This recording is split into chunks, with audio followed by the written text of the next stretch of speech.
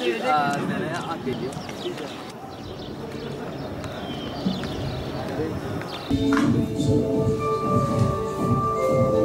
Atölyeleri bilimsel ve teknolojik olanaklara sahip derslikleriyle 2023 eğitim vizyonuna göre mesleki ve teknik eğitimin geliştirilmesi, kalitesinin geliştirilmesi, nitelikli elemanların yetiştirilmesi konusunda mesleki ve teknik eğitimle ilgili çok somut adımlar atıldı. Mimar Sinan Mesleki ve Teknik Anadolu Lisemiz, Milli Eğitim Bakanlığı, TOB, ETÜ arasında yapılan protokol çerçevesinde bir proje okulu oldu.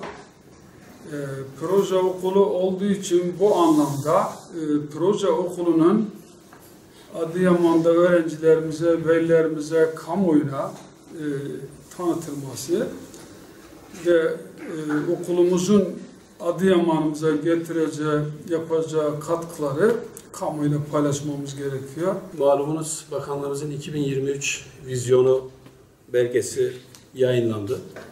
Bu belge içerisinde mesleki ve teknik eğitime de biçilen bir rol var.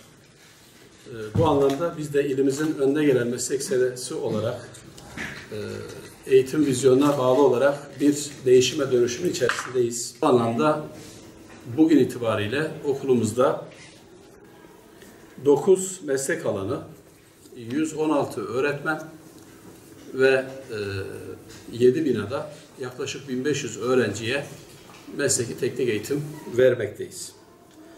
Bildiğiniz gibi meslek liselerinin en önemli misyonlarından bir tanesi sanayicinin iş dünyasının ihtiyaç duyduğu nitelikli meslek elemanı yetiştirmek.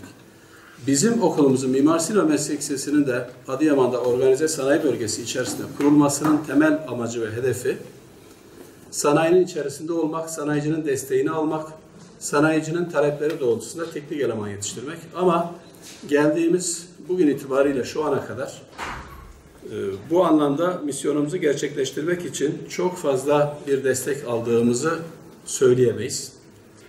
Ama buna rağmen biz ekip olarak çalıştık ve bugüne kadar okulumuzu geliştirdik.